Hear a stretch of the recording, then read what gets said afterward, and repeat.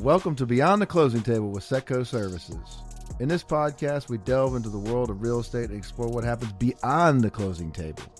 Join us for insightful discussions and expert interviews that will change the way you see real estate transactions.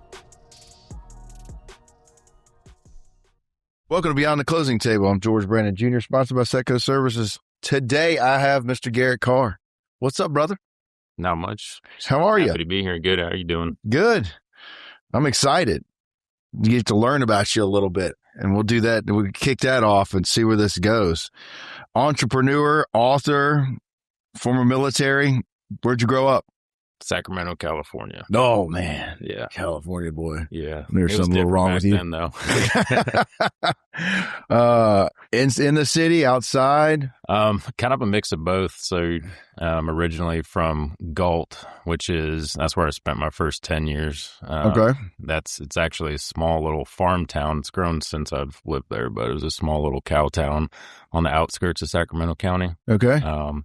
So we lived there for about 10 years, and then we moved out to Redding, California, which is at the base of Mount Shasta. Okay. We lived there for a few years, and then some stuff with the economy happened in 2008, and we moved back to Sacramento and lived in the ghetto for a little bit, and so kind of hopped around. Go to the ghetto? Yeah. Well, all right, so let's start from scratch. You grew up outside of Sacramento. Mm-hmm. How many siblings? I have 11. I'm one good of Lord. 12. Where good Lord, baby Jesus. Yeah, it was fun. That just sounds expensive just saying that. Not the economy. Yeah, a lot of soups and rice and beans and stuff. Where are you in the pecking order?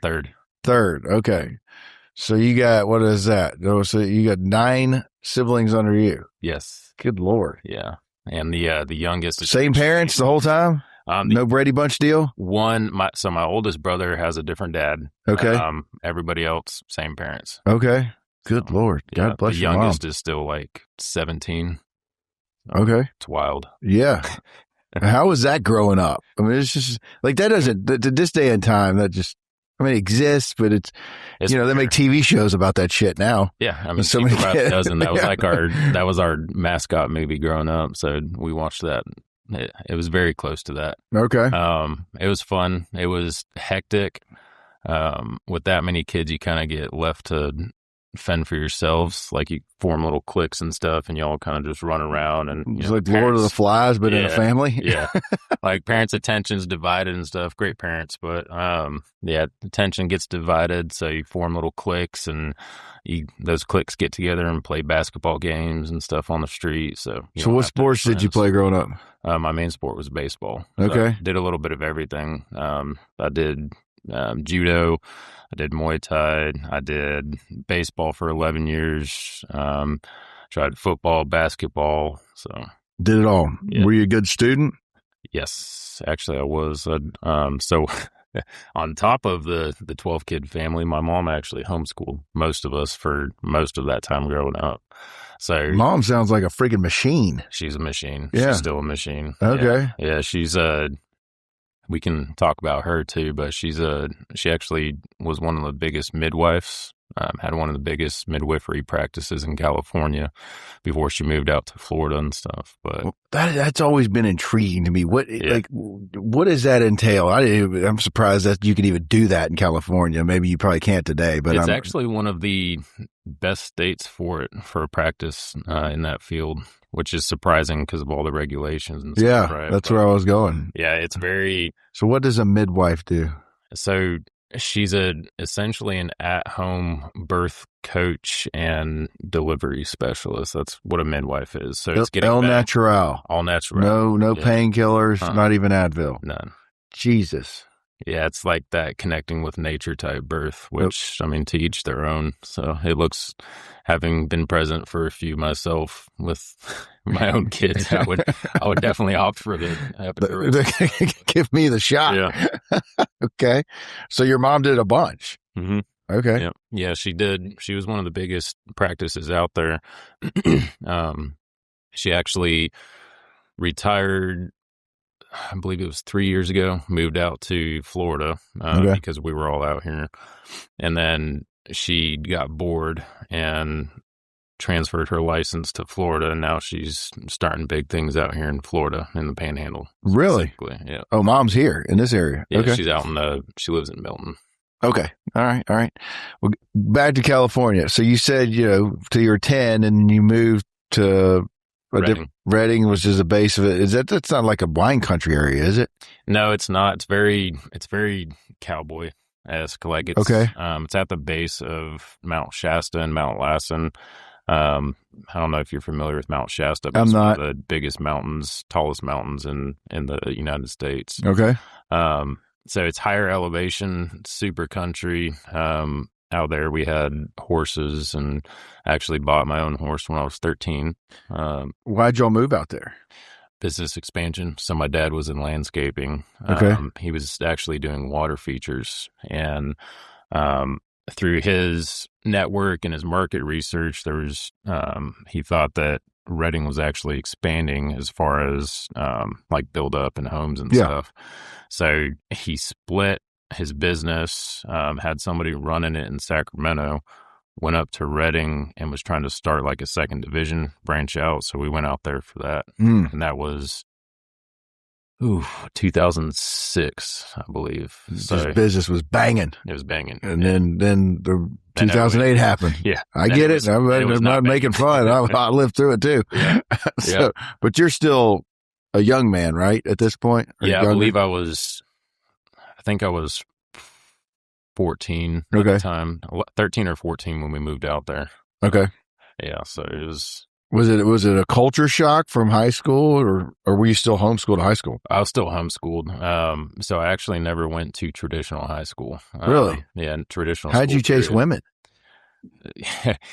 We can get to that. That's a fun part of my life. So they're. I'm talking about when you're a teenager. We'll get there. Yeah. We'll get to the book eventually. Oh no, when I was I was pretty rebellious. So okay. Kind of backing up. I mean, I know you well enough of what a Brokeback Mountain, even though you live next to a mountain.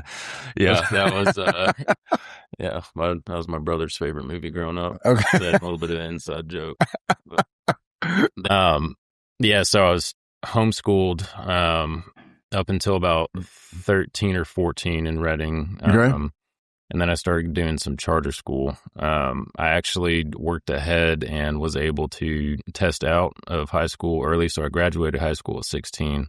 And I was able to do that by doing classes at junior college while I was starting high school. So I was going to college campus while I was 14 and 15. Was that a goal? Do you want to do that, or your mom pushed you to do it, or a little bit of both? Okay. I hated school. I was good at it, but I hated it. Wanted to get it over with. Okay.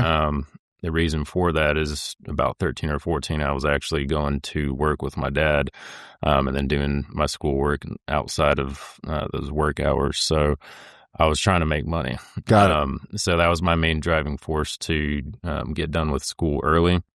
So California actually they used to have a California high school proficiency exam is what they called it.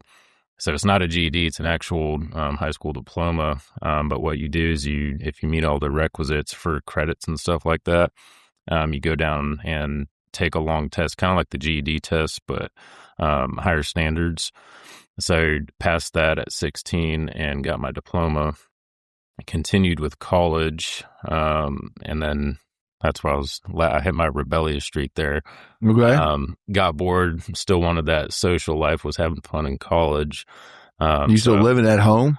Yeah. Yeah. Okay. Yeah. I was. Working with your dad? Mm-hmm. Okay. Yeah. At 16, I was one of his crew foremans for the water features and stuff, which was brutal looking back, which I think that's where a lot of my work ethic comes from. Yeah. Because it was digging giant holes with machines and shovels and moving boulders, and so it was fun. Brutal. Tough work. Yeah. Definitely. About 17, I started having too much fun, and I actually took off from home for, I think it was about 3 weeks or so. I was living with friends, partying, and okay. Yeah, and that gets into. Thought you were a man now. You're going to get after it. 100%. Okay. All right. How'd that work out for you? I mean, it was fun. I had a blast. But they're only 3 weeks. Yeah, 3 weeks of straight partying. Okay. But it definitely caused tension with my parents, as you can imagine. So they actually, one night me and all my friends were partying at his house, and my mom actually showed up in her 15-passenger van. Don't know how she found me. Yeah. But she's like, it's time to come home. I was like, oh, okay, you're probably right. So went home. There's some tension there for a while. Had to kind of reconstruct. Were you strolling up at work? Oh, no. So you just pieced out. Oh, I pieced out. Just kind of, yeah. I guess you're still minor, ran away from home, essentially. Yeah, essentially. Okay. Yeah. Got it. Yep. And kind of the lead up to that, how I got connected with those friends is in college, again, chasing money in Northern California, not too far from Humboldt County. I was going to ask if you were near Humboldt County. You jumped ahead. Okay. Yeah. Now I know where we're going. Please continue. A lot of that partying was with people that were from Humboldt County. Okay. So on the weekends, I would start going to my friend's house up there in Humboldt County. My friend's older brother had his scripts, which means he was legally allowed to grow weed in the state of California. So we would go out there on the weekends and we would just have trimming parties. So we'd go out there and pick weed off the buds off the plants and trim them up and hang them to dry and stuff. And he'd pay us illegally in weed. So gotcha. Yeah, I think every weekend we went up there, I'd come back down with about a pound of weed, and then I would start selling it and stuff. I mean, it was kind of an entrepreneurial spirit was in you early. Very early. Yeah. I liked making money. Okay. And it was California too. So, I mean, even though it wasn't legal at the time, it was still like, it's just weed. It was kind of overlooked a lot by cops and parents. And so this is what, 2008, 2009? This was 2008, 2009. Okay. Yeah. I had heard, and I don't know if there's any truth to this, like probably prior to that, but if you went up in Humboldt County and you were not welcome, they'd like kill your ass. Oh yeah. They were like super protective, that whole area. Yeah. Okay. Yeah. It may sound like, Appalachia in Tennessee, where it's very close. You go. So I remember very specifically every time we'd go out there to a legal grow operation, even though it was legal, my friend's older brother would always have multiple friends there. Like they'd have shotguns leaning on the wall and stuff. And they had, pit bulls running around the property and stuff. So yeah. All right. It was there's some truth to. Yeah. They're kind of crazy up there too. Yeah. Because they were high all the time. Yeah. They were telling stories, all the people trying to steal their bud from their grow operation and stuff. So. Right. I think it's. You earned yours. Yeah. Yeah. Earned mine. Yeah. So did mom know you were selling weed? She did. Yeah. Okay. She caught on eventually. Is that when she showed up in the cheaper by the dozen van? Get in, you're done? Yep. Okay. All right. Well, where'd we go from there? So from there, it was, at this point, my dad's business he shut that down because of the '08 crisis ruined him. So he shut that down. So my options were continue school. So I continued my college stuff. I was actually going to school for my bachelor's in biological science. My goal was to become a doctor. Okay. I think it was after my third full semester, I got really bored. And I was like, I can't sit still for 14 years. I'm not doing this doctor thing. I don't think I want to do it. So from there, I dropped out. I was on honors roll, dropped out and decided to go join the military, like kind of off of a whim. Okay. Walk down the recruiter's office and say hello? Yep. Okay. Yeah, because it was, the whole trend in my teenage years was really, I was constantly trying to make money and I was trying to avoid boredom. And I wanted like a sense of adventure, right? Like any teenage boy does. So I just super random decided to go to the recruiter's office one day. So I walked in, I went with my dad. We talked to him about. So your parents were good with this decision? Oh yeah. Okay. Yeah. I think everybody older than me in my family, my brother, dad, cousins, uncle, like everybody was military at one point. Okay. So they were good with it. They probably thought it was a real good idea with what they found out I was doing in my spare time. So Gotcha. We went to the recruiter's office, and I think mostly because of my rebellious spirit, I was like, I don't want to do just a normal job. So we started looking at all the special jobs. The first step was go and take the ASVAB. I think I scored like a 92 out of 99 on it. So really that opened me up. That's pretty good. Yeah. Okay. Yeah. I think standard, like an average scores in the 60s, if I remember correctly. Once you get above 80, I think it's 85, unlocks all the super special jobs. What does that test entail? I'm not military. It's weird. It's more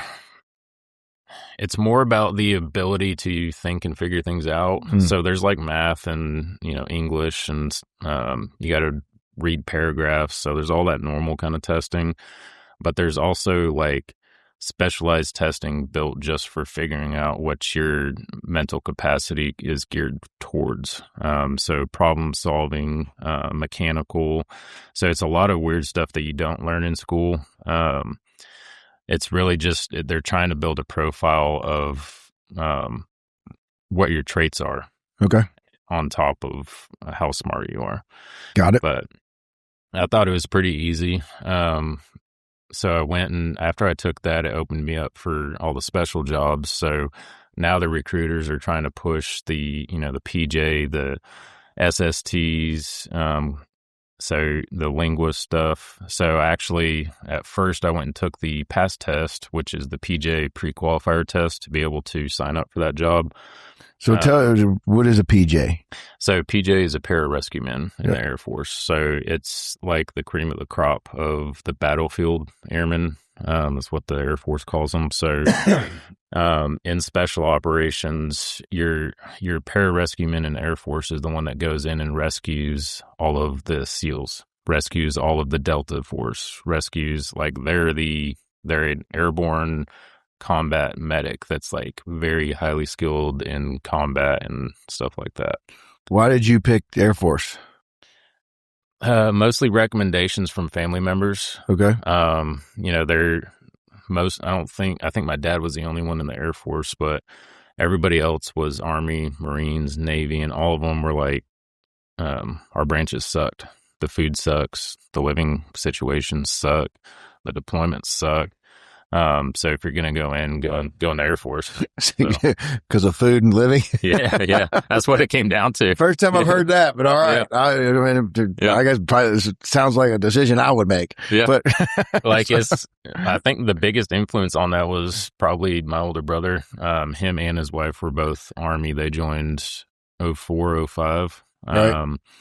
And they loved the military aspect. They were not very happy with the Army lifestyle. It's very like, especially during their time, like literal criminals joining the Army. So that's kind of that was the ramp up. The real ramp up. Yeah, with Iraq and all that in the beginning. Yeah. Okay, so what'd you decide?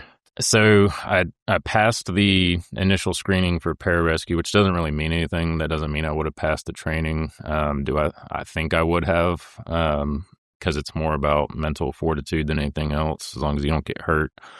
So they were trying to talk me, the recruiter was trying to talk me into going with that job, because I think they must get some kind of bonus or something if they can fill billets for the special jobs. But I asked him, what can I do with this career if I decide to get out after 6 years? Like, what does it set me up for?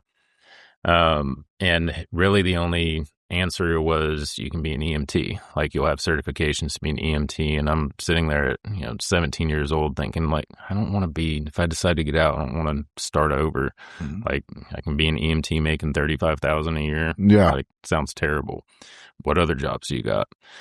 One of the another special job that you had to score high for was airborne cryptologic language analyst. So I was like, what's that? Sounds weird. Special. Never even heard of that. Okay. So he started explaining it. And I remember the recruiter was making it sound like he was like he was trying to describe a spy. Like, okay. Oh, it's this super secret thing. Like, you learn languages, and then after that, you go and do things that nobody can speak of, and you're going to be on different aircraft and stuff. I was like, that sounds awesome. What can you do with that after you get out? James Bond that speaks Arabic? Mm-hmm. Yeah, that's what he made. Essentially, that's about what he made it sound like. So. Okay. But I'm not British. Yeah. So, is that what you went with? Yes. So I had to take an additional test because that one on top. You're still 17 at this point? Mm-hmm. Okay. Yeah. So I had to take a different test. I think it's called the D-Lab, if I remember correctly. And that one is another trait mapping type test to see if you specifically qualify to be a linguist in the military. I tested really well on that. That was a really weird test. Like, they would give you all kinds of fake languages, and you had to figure out like the code in the language and stuff, even though it's not a real language. Like, figure out patterns and all that. So that, with how my brain is, like, I did awesome on that test. I scored high enough to get all the Category 1 languages, which are the hardest languages that the military teaches. So I locked in that job. I got a $16,000 signing bonus, which I thought was sweet. Yeah. At the time. 17 years old, man. Yeah. Yeah, it was cool. Shipped off. Better than slinging weed. Yeah. Way safer. Yeah, a lot safer. Yeah.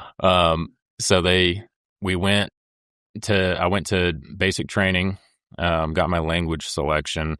I got Arabic because they choose out of the Category 1 qualifiers. They just assign it randomly based on what they need. So after basic, I found out that I got Arabic. I went to aircrew fundamentals after basic training, which is there's no aircraft, there's no flight training during that. It's just learning about aircraft and basic flight theory and stuff like that. Okay. Past that, then went to Monterey, California, which is the language school, DLI FLC, Defense Language Foreign Language Learning Institute. It's actually an Army base, but it's been there since like the 40s or something. Okay. It sits on top of the tallest hill in Monterey, California. Really? Yeah. It's interesting. Awesome. I'm going to go see it. It's great. It's called the Presidio of Monterey. Right when you come into Monterey, next to the wharf, you go under that bridge. That giant hill on the left side, the north side, that's the Presidio. It's not a bad place to be hanging out. Hell no. Yeah. So, and I had cool. Yeah. Like, I grew up when I figured out that's where I was going for language school. I was like, oh, this is going to be awesome. Like, all of my friends that I partied with before live like 2 hours from here. I already have an annual membership to the Monterey Bay Aquarium because we went there all the time. So it was really like going home. Okay. So I get there. That was wild. Like, that training was insane. They take you from day one. They immerse you in foreign language only, and it's all native speakers. And from day one, they're just fluently spitting Arabic at you, and you're just like, what in the world did I get myself into? And they take you. So the Arabic course is, I believe it was just under 2 years. And in those 2 years, if you actually pass, by passing, that essentially means that you have at least a master's level degree in that language in under 2 years. Okay. That's how it's drinking through a fire hose. Yeah. So we had 32 classmates in the starting class. Out of that group of 32, we dropped down to 8. Damn. They paired us up. They combined 3 starting groups together so we could get back up to a full classroom, which was 26 members, I believe. And then that was like halfway through.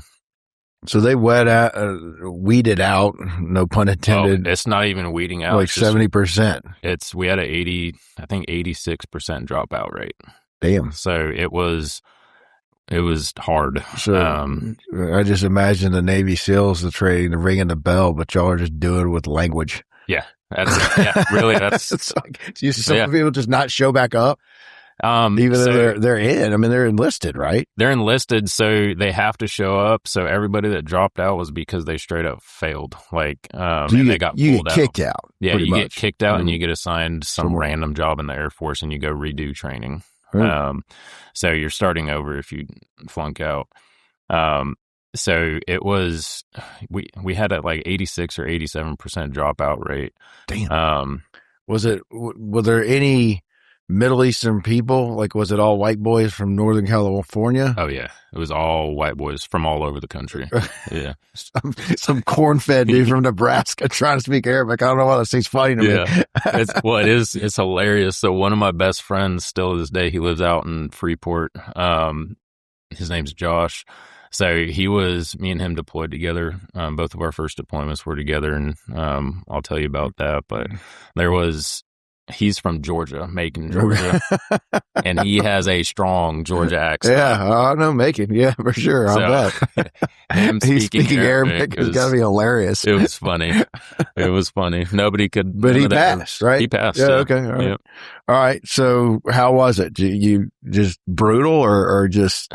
It was hard. Like, it took a lot of focus, but to be honest, I only studied the night before tests. The funny part about it is in college, Spanish was actually my lowest grade. I had I think a B- in Spanish when I was going to college, but Arabic, I didn't really study other than the night before big tests. Picked it up? Yeah, just picked it up. And actually I was the top graduate out of my class, and got like awards and culture awards and language foundation awards and stuff. And that school is so intense that you actually get college credits out of it, and you can walk out of there with your associate's degree. And any university in the country recognizes those credits, because it's so prestigious. Sound like they should. Yeah, it's crazy. Is there a base language for Arabic, or what is it? It's modern standard Arabic. So. But where did that come from? Is there it's the Latin version of So Arabic all started from like the Aramaics and stuff like that. Arabics are very old language. The English numerical, like the numbers, digits, we actually use those, like the number figures are sourced from Arabic line. Okay. But modern standard is like, it's the universal Arabic. It's everybody understands modern standard to some degree in the Middle East, and it's what the news outlets speak. It's what the newspapers print. It's actually supposed to be the only written Arabic, because everything else is a dialect, which is like y'all. Yeah, like, that's what the dialects are. But they like can be very different in the different areas of the country. Yeah. Yeah. Okay. And it's all essentially, the different dialects are all just different influence, like slang. Got it. So, but it all starts from modern standard, and modern standard Arabic, MSA, that came about as like, that's the closest translation that stems from like the Quran and stuff. So it's like the base of Arabic. Okay. So that was my assignment. You can go straight to DLI for like, they can put you straight into Iraqi or Yemeni and stuff like that. They started going away from that because they figured out that if you learn MSA, you can pick up all the other ones easily. Got it. Versus the opposite. So I walked out of there. The DLPT is the qualifying, like that's how you get out of that school is the DLPT. Okay. It is not I just presume military. that's a test. Yeah, it's the Defense Language Proficiency Test. Okay. And it is brutal. It's 4 or 5 hours of listening, 4 or 5 hours of reading, and then you have a speaking test with a native. And they rank it. You can only go up to a level 3 out of DLPT or out of DLI. And you had to have a 2-2-2 to be able to graduate. And they rank it, it's in half point increments. So 0, 0 plus 1, 1 plus 2, 2 plus 3 for each reading, listening, and speaking category. And you have to pass each one to get out of there. Okay. So I walked out of there with a 2 plus 3, 2, I believe. Or 2 plus 3, 2 plus, I think. So I was the only one that year that actually graduated with 2 grade increments above passing for speaking. My speaking test was almost 2 hours long, which was like unheard of. Like I was defining, like they asked me to explain and define love and in Arabic. Only Arabic. Okay.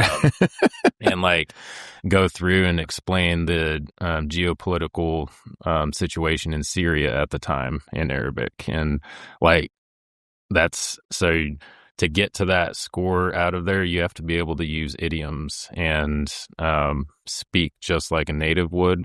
And I figured out that my speaking was actually so good that some natives didn't know what I was saying because my level of MSA was higher than their level as somebody that grew up in Iraq or something like that. So I actually spoke better Arabic than some Arabs, which was crazy to me. So that's awesome. Yeah, it was a hard test. After that, the golden standard is 332. That's because nobody ever gets above a 2 on speaking, except for me that year, apparently. But I was kind of pissed. I think I maybe missed a 332 plus by maybe 1 question on reading because I got a 2 plus 3, 2 plus. No, I see what you're saying. Yeah. Yeah. So I was just like barely. I almost had like the best score you could possibly ever get out of DLI. This little competitive edge come out. Yeah. So, all right. So what are you, 19, 20 now? I was 20. Okay. When I got done with DLI. All right. Yeah. So I know where you were. You're in Monterey. It's got to be pretty fun, but or you were just locked down to pass this thing, or did you enjoy yourself a little bit? I enjoyed myself way too much for the score that I got. Like, I mean, we were just say you're pretty smart. Okay, got it. Yeah, it just clicked, man. Yeah. Like on the weekends, because I mean, being from only a couple hours from there, I was actually closer to a lot of the friends I partied with while I was at Monterey than when I lived in Sacramento. Gotcha. So on the weekends, we were going to warehouse rave parties in San Francisco and loft parties in San Jose and doing a lot of stuff I wasn't allowed to do, even though I was in the military. So like drinking, yeah, which I almost got caught one time, because that's a big no-no in the military. So still young and dumb. Because you're underage. Yeah. Okay. Yeah, you can get kicked out for drinking underage in the military. Oh, so, all right. Yeah. I'm not sure how often that happens, but okay. Pretty often there. Yeah, we got called into the commander's office one time because somebody said they saw us drink, me and my friends drinking and stuff, and they knew we were underage, but they separated all of us before we had a chance to talk, and they called us in one by one and essentially were interrogating us.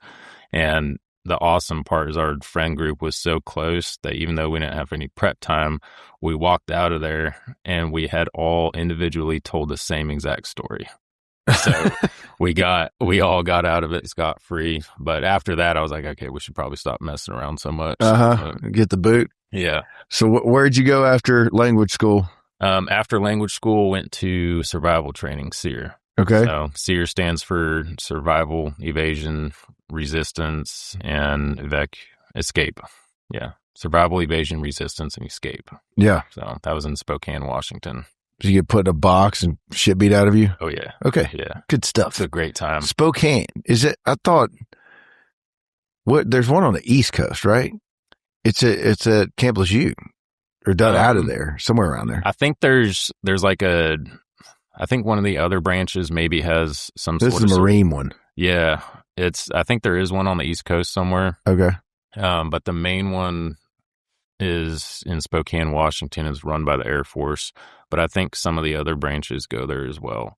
Okay. But I know all Air Force goes to this one, and it's the best survival school. I still can't even talk about a lot of it. How long is it? I think I was there for 3 weeks or so. So there's 2 different parts. There's talk about what you can talk about. Yeah. I'll skip the juicy stuff that Okay. everybody wants to know but can't. So the first part is, I believe it was a week out in the field. And I was there in January. So at this point, though, you've only had basic, right? Basic, aircrew fundamentals, and I just passed the language school. Well, yeah, I mean, I'm sure you learned a lot of survival skills at the language school. Oh, you mean they would play to that? Yeah, nothing. Real survival training other than basic? Zero. Yeah, okay. Yeah, zero. Which basic's what, 8 weeks? Yes, it was. 8 weeks. So. Okay. So you've been partying and learning how to speak Arabic for the last 2 years. Mm-hmm. I'm just trying to paint a picture here. Yeah. Okay. Yeah, I just want to make it clear. Okay. Sitting in a classroom. You're at a rave fucking party in San Francisco, and now you're going to SEER school. In January. Okay. With in Spokane, which is cold as all get out. Oh, it was cold as hell. Yeah. The first part is they drop you off in the mountains, and they give you like 1 day of classroom work with telling you what to pack and what to expect in the field. But the entire training, both portions of it, the resistance and the field training, it's all one big scenario. First part's the field training. So they give you a story. You're deployed, you're pretending you're deployed, your aircraft goes down in some weird country, and now you have to try to survive and evade in the wilderness. So they give you a guide. Did you be hunted in this one? Oh, yeah. Yeah, we killed rabbits, with the snow, it was hard, but we were trying to, trap squirrels and fish and stuff, but in the winter it was real hard to get anything. Okay. But they teach you how to eat, what bugs you can eat, what plants you can eat, killing and skinning rabbits, all that stuff. So, you're making your own shelters. You're learning how to use radios, navigate land using maps and compasses only. You can really survive on your own if you needed to after that training. It was a blast. I love, the Reading background and stuff, being next to the mountains and having the property, and I loved being outside and in the woods. So I had fun. The only part that sucked was it was really cold. And we didn't have heaters and all that. Yeah. So that was a lot of fun. At the end of it, and you start the resistance and interrogation training. So yeah. And then from there, I think that scenario was 3 or 4 days, I believe. You had to try to figure out how to bend the rules and break the rules to try to escape without getting you and your crew punished. And it was intense. Yeah. They put you in buckets in the ground that are filled up with water and stuff. They, so funny. Yeah. They shove you in boxes that you are literally in the tightest fetal position you've ever been in, and you can't move, and they leave you there for hours. Yeah. I fell asleep and took a nap, but there's people crying and tapping out and getting kicked out of the training and stuff. So it was intense. Okay. And then because of my job, I had to have the advanced training, which is more of a classroom environment. So there's a lot more in-depth stuff that I can't talk about, but it was probably psychologically the most intense part of all of my training, um, if not my military experience in general. Really? It was very like they do it so well that you get to a point to where you actually feel like you're not at home, not in a classroom environment. Like it feels like you're in that situation. So it's intense. So. And you've said like 10 times you're having fun. Yeah, there was parts of it where it was like there's parts of it like where it's hard to explain. It's the best way to say it is like it's the most fun that I never want to have again. Yeah. Like it's so out there and so extreme that like as soon as you're done with it, you're just like, that was awesome. I hope I never have to do it again. Okay. Got it. Incentive not to get captured, I guess. Yeah. Yeah. So, all right. So you passed. Mm-hmm. Where you go after that? So after passing that, we go actually skipped over part. So in towards the end of Monterey, I got married, young and dumb marriage. Military guys. Yep. Why do they do that, Garrett? Why do they do that? Money. So, well, money, both ways? And freedom. Yeah. So you get, while you're single in training, you have to live in the dorms. Dorms suck. Like you have inspections, you have roommates, like you are constantly being watched. It's terrible. If you get married, then you get BAH, which is your cost of living, right? There you get extra money per month to add it onto your base pay. It's like a housing stipend. Because military pay is very incremental, and it depends on what job you're doing, what your rank is, if you're living on or off base. So to get your full military salary, you have to be married and living off base. So it's kind of twofold. If you get married, you get more money, and you also get to live off base and have all the freedom. Yeah. Nobody's watching you when you are off base. So that's why most guys do it so young. I think there might be a little bit of like loneliness aspect to it as well, because you're away from home, you're away from, all your friends that you grew up with. So you get married young, you kind of have that anchor. You have somebody to bring with you everywhere you go. Yeah. So there's that aspect too. For me, I think I got into it mostly for the freedom and the fun of being married at a young age. Yeah. Yeah, I'd put that a different way, but okay, sure. Yeah. You no longer have to try to find girls. Yeah, so. There you go. All right. So you're married, go to SEER school, right? Oh, yeah. Your question. You married before. Yeah. You got married before SEER school. Yes, before SEER school. And then she's tagging along with you, or what? She's still in Monterey? Yeah, so she didn't get to go to Washington with me. She was still in Monterey. She was actually, I think I was 21 at this point. She got pregnant with our first. Jesus. God. Yeah, I know. God bless you. But don't do this. Don't kids. do this. Don't get married Wait at till 20. you're at least 28, maybe 30. I've brainwashed my girls. Yeah, I tell my go to school, start a career, turn 30, then get married. Yeah. Anyway. Yeah, it was. I see it because we were at it. Yeah, well, and that's there's always positives to it. I'm not trying to be super negative, but especially being here where we are in the Panhandle, so much military presence, huge bases. I see it a lot. Yes. And we see, young men, happy couples at the time, hopefully doing their real estate closing, but it's just like, you're 21 years old, dude. What are you doing? Well, and both of them, for the female too, and I'm sure there's a level of security there, because you've got a young man that's, especially somebody at your level, probably making pretty good pay at 21 years old. Yeah. And, they get bonused out, and then you get deployed, and you have no cost. Yeah. She's at home doing whatever. It's a great lifestyle if you're young and you're not, you don't have that, you don't have that well-off upbringing. It's a great. The ones I've seen work, for whatever reason, this just may be just my total perception of but when both are in the military, Mm-hmm. and it happens, maybe not at 21, but they get married in their 20s, those seem to stick together for whatever reason. I'm sure there's plenty out there that haven't, but Yeah. Anyway. Yeah, you're probably divorce right. rate is 60%. Yeah, it's way higher in the militaries. Yeah, well, I bet I'd be curious to what it would be in the militaries for kids basically to get married. Out here, I sound like an old man, but in their early 20s, what that rate would be, I would imagine it'd be probably higher than 60%. Yeah, unfortunately, and it's such a weird.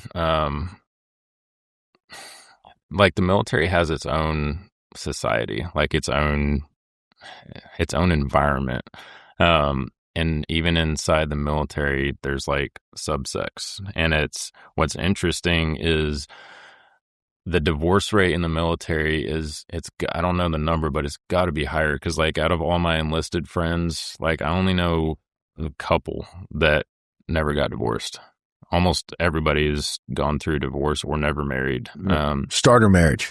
Yeah. Right. Yeah. And it's officers I think they have a way higher rate of successful marriages too, which is interesting. Well, you were enlisted at this point? I was enlisted. Okay. But you had a degree, right? No, I still don't have a degree. Don't beat yourself up. Neither do I. Oh, yeah. I don't. Speaking of which, talk about you know what I lack? Yeah. 6 hours of Spanish. Literally. Since you did so well at Spanish. Yeah. That's what I lack for my degree. But I've said that on here before. Just didn't like it. Anyway.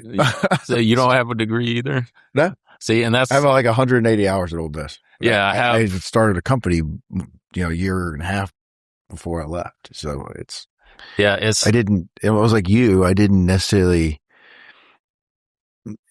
it wasn't a must. Yeah. When I decided I wasn't going to go to law school and I'd already started a business at 19, it wasn't a must. I didn't need it. Yeah. So I kind of checked out and like, I'm focusing here. Yeah.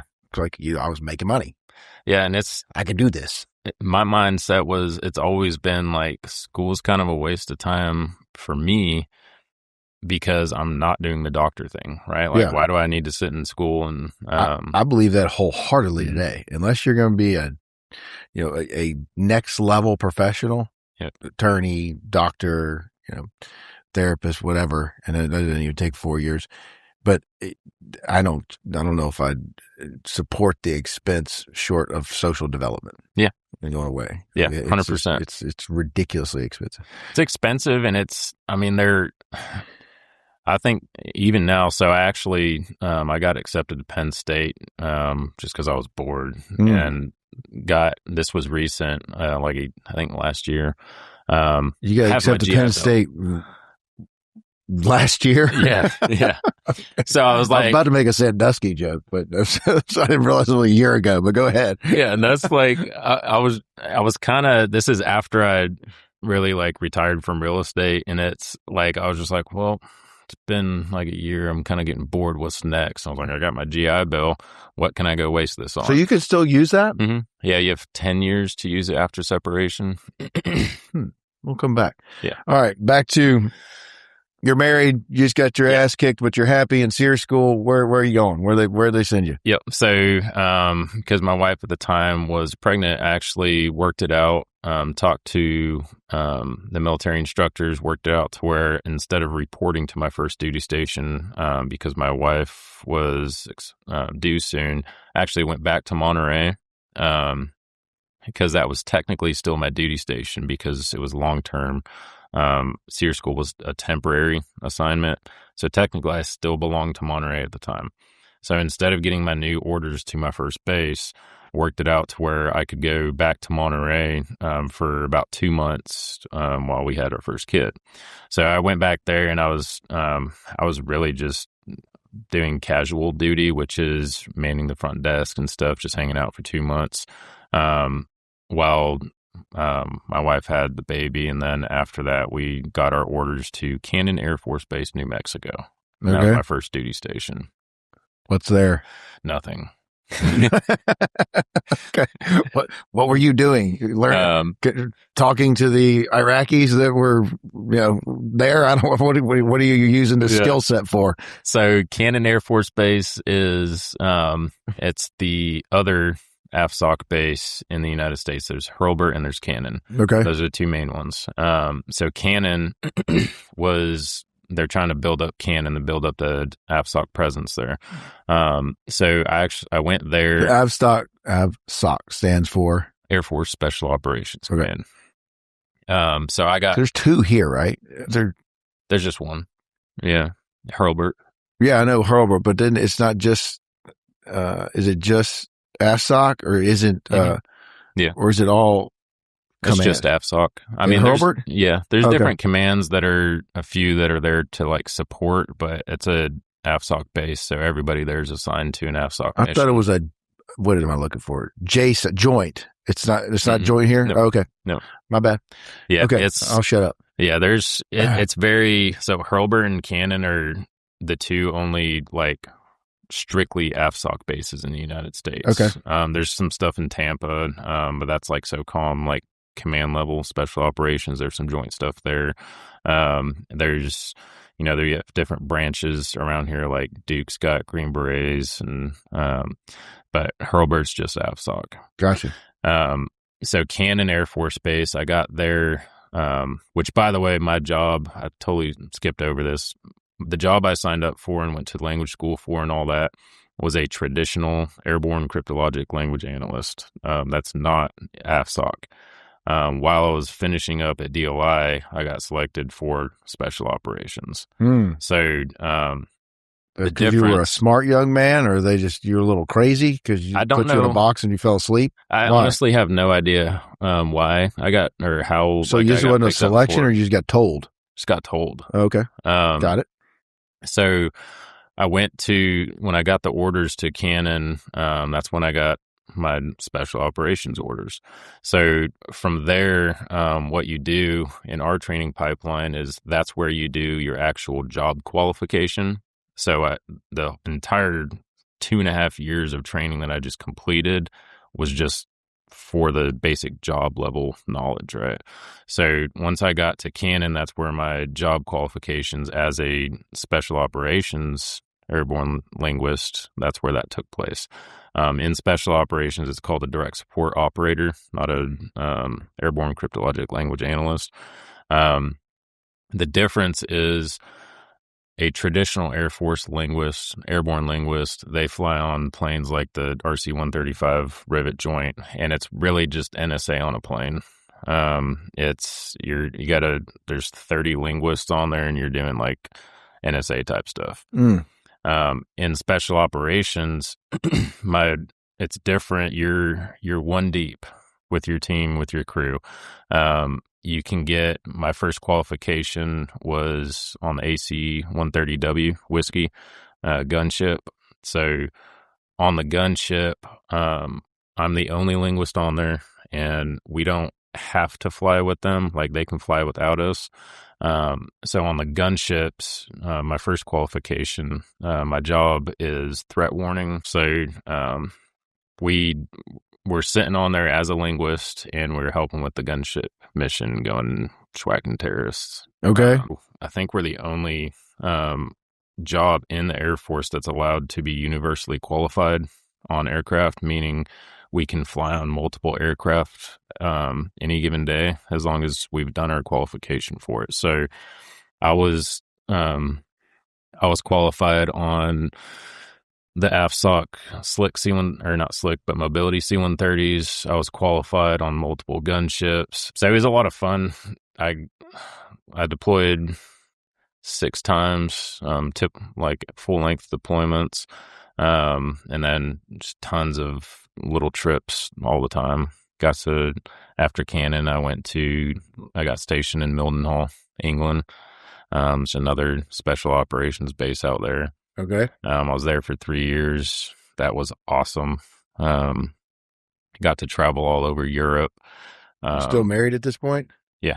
Okay. Yeah, I'm still married at this point. You got your second kid? Yes, my second kid was actually my 10-year-old. He's about to turn 10 on the 15th. He was actually born in England. Okay. So Cool. he gets to tell everybody that. Yeah. But You go tell him he's British? yeah. Okay. They have the best fake British accents. Your great voice. at it, yeah. That's awesome. But all right, so what's one of the cool things you did on deployment that you can actually talk about? The gunship stuff was obviously the coolest part. I mean, as as a young guy in the military, like there's nothing cooler than a gunship. Yeah. Like you're just up there and you're just laying waste to terrorists, and it is so much fun. Like, I mean, I can very vividly remember so many of those strikes that we did and stuff, and so a lot of those memories. Can you say what? I mean, I know you're in the Middle East, but yeah. You're mainly Afghanistan, Iraq. No, I never deployed to Afghanistan. So they speak Pashto there. Okay. So I deployed all over the Middle East, like Syria, Iraq. I went to Israel. I went to Kuwait, Jordan. Pretty much every Middle Eastern country I've been to. Okay. A lot of those. So a lot of the Iraq, Syria stuff was like gunships and the mobility platforms that AFSOC has. We actually were the first, our crew was the first one in the Middle East before the whole ISIS thing kicked off. So what is a normal Air Force deployment? It's anywhere from 3 to 6 months. I think right now they're 6 months. Okay. From what my buddies are saying, but that's air crew. Yeah. The reason why is because you're only allowed to fly a certain amount of hours per month or per 90 days because of the physiological effects of it. So there's hearing and all stuff. Well, I mean, that makes sense. We should have plenty of people, but were you considered part of the air crew? Mm-hmm. Okay. Yeah. All right. So when did you decide you wanted to roll out? Get out of the military. That was, so I got divorced out of England. And then after that, I got assigned to Hurlburt. I got there, I think it was towards the end of 18. What happened in the divorce? Affair. So while I was deployed. Uh-huh. So that was pretty. That may be relevant coming back to this book thing you did. Yeah. Okay. Yeah, that was. You want to wait to go into that? Oh, yeah, you can. I want to get into it now. I don't care. I know you don't care. That's why I got to ask. But I mean, it leads into what, I guess eventually just came out. But yeah. I mean, there's more in between. So, all right, you got divorced. How do you get divorced in England? It's all online. So actually, did you pack her shit up and tell her to leave? Yeah. Well, like pull a Tiger Woods on her. Yeah, we kind of timed it to where when we were leaving, getting our orders out of England, that's when she went back to California and I went to Hurlburt. Got it. Okay. So you ended up in the beautiful Panhandle. Yeah. Yeah. Single man Panhandle. Are you out yet though? No. Okay. All right. No. So I went to Hurlburt. I got attached, or my new assignment was at the group level. So you have squadrons, which is your units, and then you have the group level, which oversees all of the units in your chain of command. So my assignment at Hurlburt was the group NCOIC, non-commissioned officer, for training of all the units. So I was essentially overseeing the training policy and programs for all 232 people that we had doing my job. That lasted about 2 years. Okay. So did you like that part of it? Hell no. It was boring. Like, if you're picking up on a theme, like I can't sit still. Yeah, I got it. So I just wanted to hear you say it. I know where we're going. That was the end of my Air Force career. That just bored you right out? Yeah. So you did what, 6 years? 6 years. Okay. Or no, 9 years, 10 years.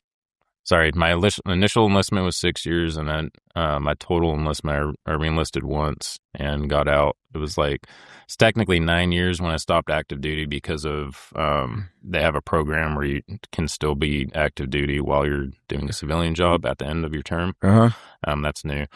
That was with Blakewood M. Yeah. So my total enlistment was 10 years, but actually doing active duty stuff was about 9. So you still get benefits and disability at 10 years? Yes. Okay, Yep. good. Yeah. All right. So you did this program rolling out and you rolled into what?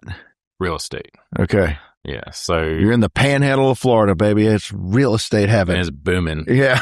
It was 2019 going into COVID. Yeah. Actually, I got my license. So when I got to Hobart, between spending all of my money on travel in Europe and the divorce and I helped my ex-wife, get set up in California with the kids because she had to have primary because I was still active duty. It didn't make sense for me to have them. I actually got my real estate license because after I got to Hurlburt, I got to the point where I vividly remember having, I think it was $305 total in my bank account. Like, it wiped me out. So one of my deployment bosses, Joe Filer, he was still active duty. He was higher ranked than me. He was doing real estate on the side. He told me to get my real estate license. So I got my real estate license while I was still active duty. So that kind of actually fed into my decision to get out because, by the time I got to Hurlburt, I made E7 at 9 years, which is almost unheard of. Like, that's a very fast-paced promotion. So at that point, like, I think I was making $110,000 a year when I got stationed at Hurlburt. Within 6 months of getting my license, my real estate income was surpassing my active duty income. Yeah. So it was like, to me, I was like, well, I'm going with this. I hate this office job anyway. Someone who's done so well and excelled so quickly, did they not try and do anything to keep you? Oh, they did. Yeah. They were pissed. So when I got E7, I never put on E7 because when I got the promotion selection, I told them, do not give me this promotion, give it to somebody else because I'm thinking about getting out. They gave it to me anyway. And as soon as they gave it to me, I clicked the reject button and I got called into my chief's office and had to explain why I rejected the rank and just wasted it. I was like, I told you guys not to give it to me. Like, so like, what do you mean you hit the reject button? Like, are you talking about literally on a computer? Yeah. So you get your notifications in the Air Force portal. Oh, okay. So I got selected for it, but to some ranks, in order to, you don't put it on immediately. Like, there's a certain date that you get to sew on the rank. But once you get in higher ranks, there's certain, qualifications or like training things that stupid courses you have to go for like senior leadership training that you have to knock out before you can put the rank on. Okay. So, and you also have to have enough time left on your contract to be able to put that rank on. So, I had at this point only 1 year left on my contract. I was at 9 years. And to accept that rank, I would have had to go to a course and also sign a reenlistment for, I think, 2 or 3 years. Okay. So 12. Yeah. So I was like, no. And rejected the rank, meaning I'm not extending, I'm not doing the courses, I'm not accepting the rank, I'm getting out. Okay. So they got mad. Yeah. I don't think they were mad. I think they were disappointed because I was on a great trajectory. A couple people told me that I was probably going to be chief, like E9, by like 14 years if I would have accepted it and stuff, which I don't really care about. Because I wanted to do the mission. I didn't want to do all the supervising, admin, the office. Yeah, I hated it at that point. So got out and chased the real estate. Okay. Dream. So but did you start in, let's say traditional, but like just selling? Mm-hmm. Is that how you started out? Yeah. Yeah. My first real estate venture or sale or whatever was actually my own house. I started house hacking right when I got to Florida. So I'd bought my first house I bought here after the divorce. I bought it for $160, fixed it up while I lived in it, and then 2 years later sold it for like $290 or something like that. Nice. And then just kept upgrading, kept doing that literally every 2 years. So in that process, I did some other investment stuff too. But during that process, all my military friends started asking me about how to get into it, investments, rentals, flips, all that kind of stuff. And that's actually where all my sales started, because my buddies were reaching out to me for advice, and that advice turned into me helping them find a house. Got it. So I've always been very investment minded when it comes to real estate sales. That's kind of where all of my traction was. That was my passion, was the numbers part of it and the adventure of walking into a risky situation, not knowing what you're going to find in the house, not knowing if you're going to be able to sell it for that much, or make that much on rent. But were you connected with Blake at this point? Yeah.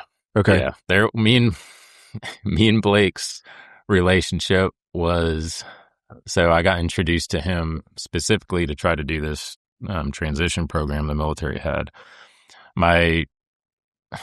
It was almost a shadow kind of structure. Like, I was learning from him, but I was not gainfully employed with Blake. Like, it was, I was helping out and stuff, but it was definitely not 40 hours a week. I honestly probably should have never been approved for that program. But we made it look good on paper, and the Air Force said, yes, you can go do this. Okay. So it was. Oh, you're talking about more with the Air Force. Yeah. Got it. Yeah. Because you were doing the house flipping stuff. I call it house flipping. Yeah.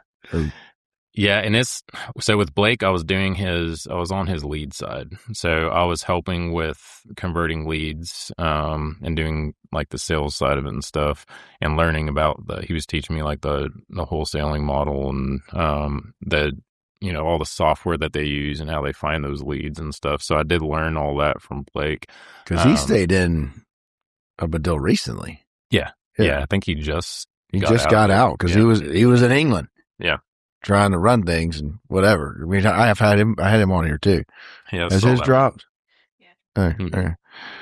Anyway, sorry, we're talking about Blake. He's a cool dude. He's a fast burner. Yeah, well, that's where I guess, however you learned the house flipping stuff, right? Yeah.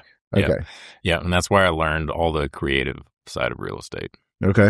He actually got me into the Professional Investors Guild out in this area that meets about different investment strategies for real estate and stuff. So he definitely pushed and added a lot to my knowledge base for the investment stuff. Okay. And just being creative in real estate. Nice. Yeah. And that led to you benefiting enough where you could maybe slow down and look at other options. Yeah. Nice. Yeah. So we'll come back to the real estate. I want to have you back for that, but okay. Where did the book come from? So the book is Reclaiming the Edge, Risk, Responsibility, and Modern Masculinity. I'll have her cut it in and throw it up because I left it on my desk at home. Okay. Yeah, that's cool. Yeah. So you get a little props to your book. It's the number one seller in psychology right now. Sociology. Shit, I messed that up. No, I think I'm it moves around a lot, cause it's a live ranking. So I think right now I'm like 4 or 5, but like it bounced between 1, 7, 5. So it bounces around a lot on Amazon. Just okay. It's a live calculation.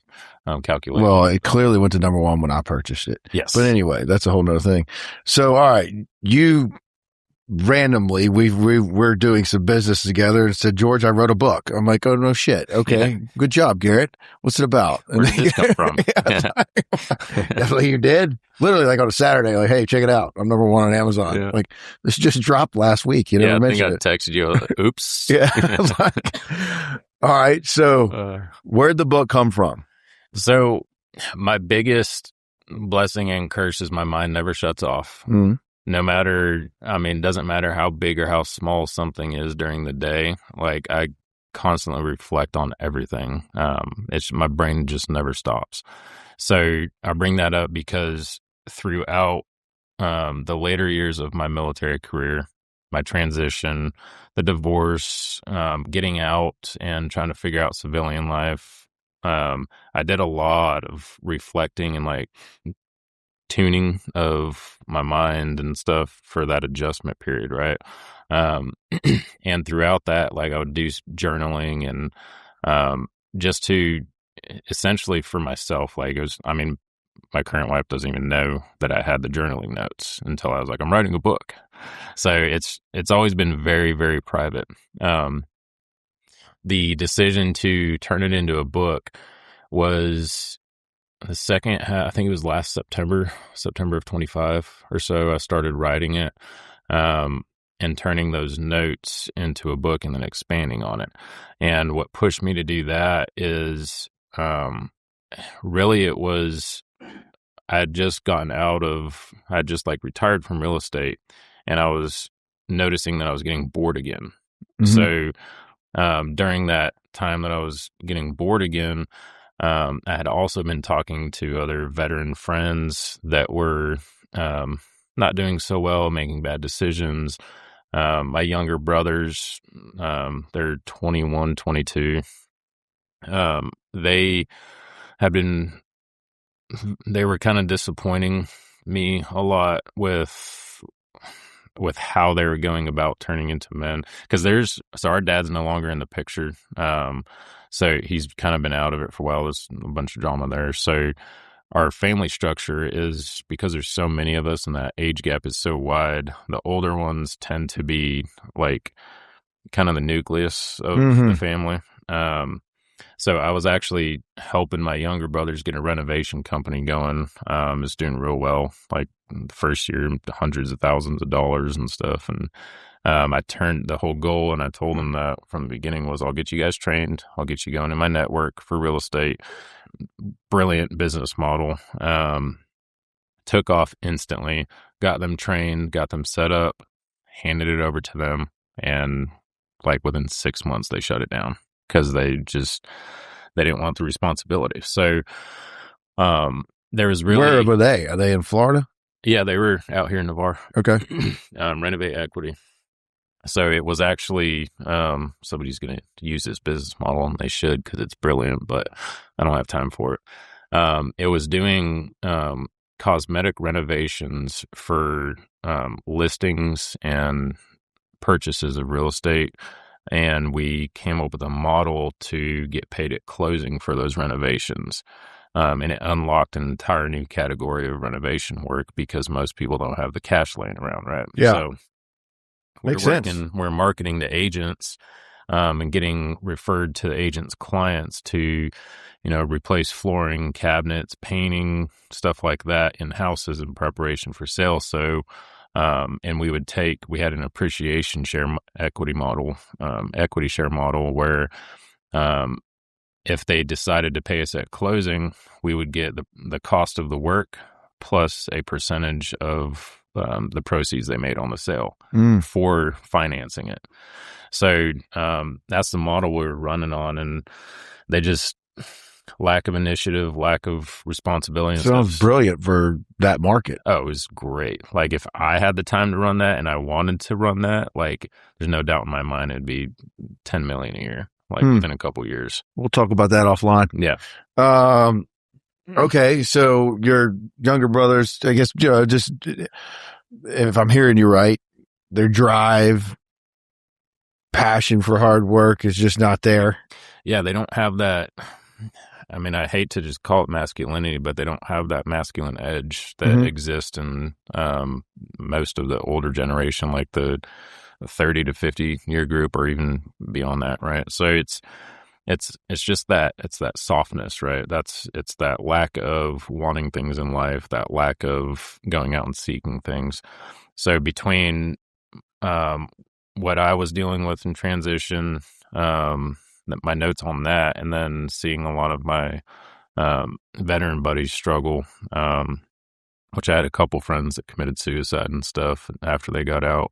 And I think, I can't help but think, because those people were always like the life of the party types. So I can't help but think that it was the transition, and that all of a sudden that structure and that excitement disappearing, like, caused them to feel lost. Because I know a lot of my veteran friends that I talk to that are around still, they struggle with that. So kind of took the reflection notes and my opinion and my research, and I've been to therapy and stuff when I got out, and kind of just took everything and paired that with what I was seeing with my brothers and the younger generation and stuff, and decided to put it into essentially a no hype self-help style book that's really about surfacing those thoughts that a lot of military veteran or even civilian guys have that nobody talks about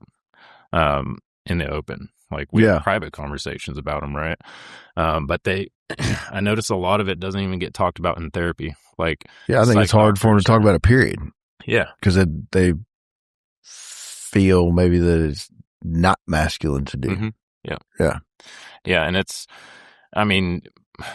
so in my past talking to like therapists and stuff, like whether it's, it's PTSD or just dealing with the divorce fallout and stuff, like a lot of even psychologists don't even really talk about those normal everyday aspects of what makes a dude tick. Mm-hmm.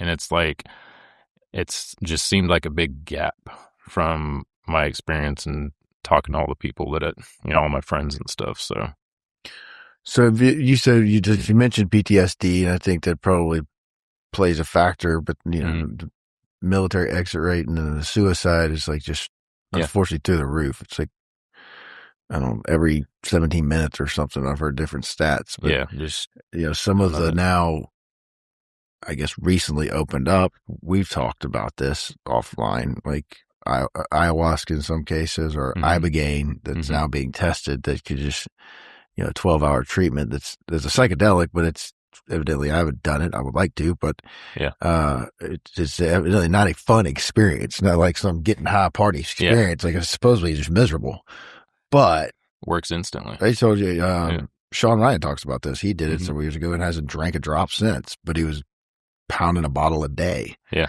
I think that is one thing to help, but also you got to get yourself mentally back on track even after it. Yeah. And is that part of what your book derives?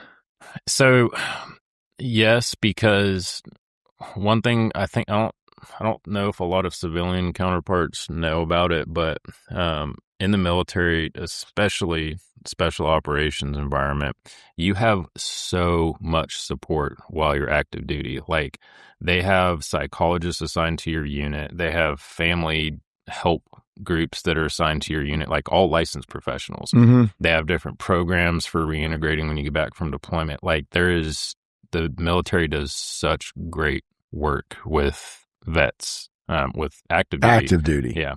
While they're in, right?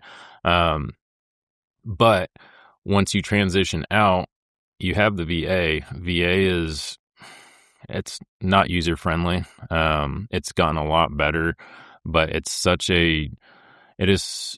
you're abruptly left with zero structure and zero support the moment you transition. And it's up to you as the vet to seek out care through the VA, which is it's not a quick process, right? Mm-hmm. So you go from having all of the support you need while you're in, all of the high-speed day-to-day activities. When you get out, not only does that structure and support disappear, but that the momentum is gone. You're not doing all those exciting things every day. Yeah. And as soon as you hit that point to where you can relax because you got out and your days are slower and all that, everything kind of catches up. And I don't think there's too much talk on that subject. Like I know people know about it and they've written books on transition. There's some great ones out there, but, therapists are aware of it, but it's not talked about nearly enough. And that was probably the number one driving factor was just there's like, I know I'm good and I'm still struggling with a lot of these things. That's what I was thinking when I got out, right? So a lot of that, I think it comes down to the momentum of the active duty lifestyle catching up to you when your brain and your emotions finally have a chance to relax and reflect on it. Mm-hmm. At the same time that all the structure is disappearing, and a lot of people during that time develop a sense of a lack of purpose or a lack of mission, or they miss it, because a lot of the structure and drive that you have in the military is not really internal. For some people it is, but a lot of the structure and discipline and drive is forced on you because of the structure. So you think you're good and you get out and you realize, hold on, I'm not prepared for this. Like, this is not... The whole support system's going. Yeah. Pretty much. Yeah. And there's a big inflection point where you're like, okay, maybe I'm not the, fast burner, the capable person that I thought I was when I was in, because there is no environment like that in the civilian world for me to operate. Yeah. Outside of entrepreneurship, but but not everybody can make that adjustment. You still got to have that great mindset. Organizations out there, and some of these guys, what is the group?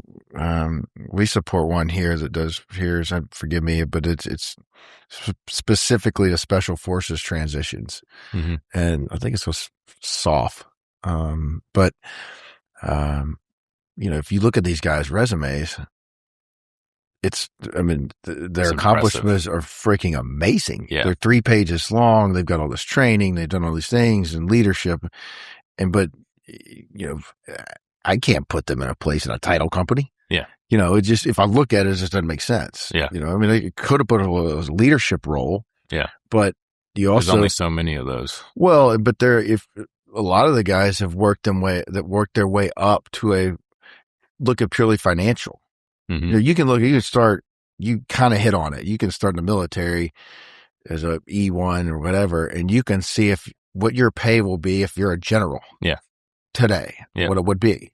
So it's very structured in that aspect. But if you've made it, you did 10 years, you did 15 years, whatever that is, and you're making 150, and you're great at survival and killing people, but what does that look like over here in the civilian world? And can you find a job that you even equate to what you've built up to? Yeah. And that's where I think I've told you, I got a very close friend that's special forces guy, same problem. So he ends up going and being a contractor and kind of doing the same thing, but behind a desk, where he's not getting that, I want to go, he still wants to be in the field type scenario. Yeah. So what was your goal with the book? So the goal was really to hope that each person that read it can read at least just one part and be able to label or put words to what they're thinking, what they're feeling, and actually be able to address it, as opposed to just getting the hollow motivational hype stuff that everybody's reading these days, because I honestly think all that's nonsense.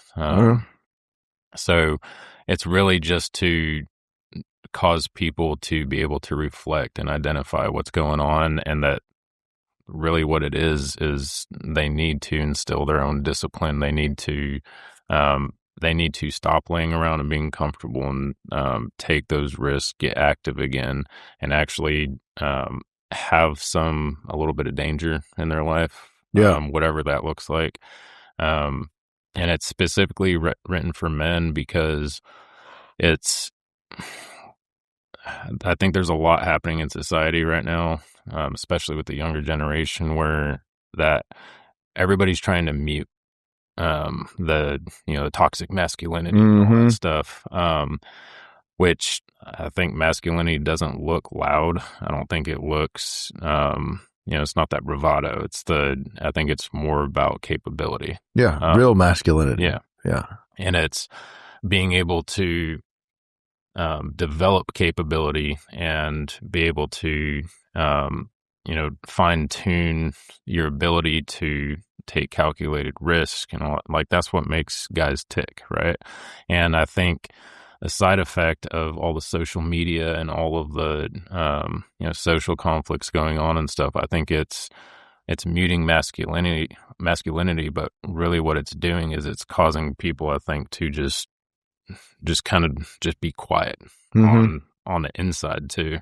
So it's really just to hoping that mostly vets but really any guy can just get in there and use the words that I put on paper to be able to identify and reflect on those same things that are happening inside of them, and realize that it's normal, and you don't have to mute those things. Like, go out and build yourself, build your own discipline, build your own sensitivity, take those risks, like create something, and get that edge back. That's why I named it Reclaiming the Edge. But, I love it.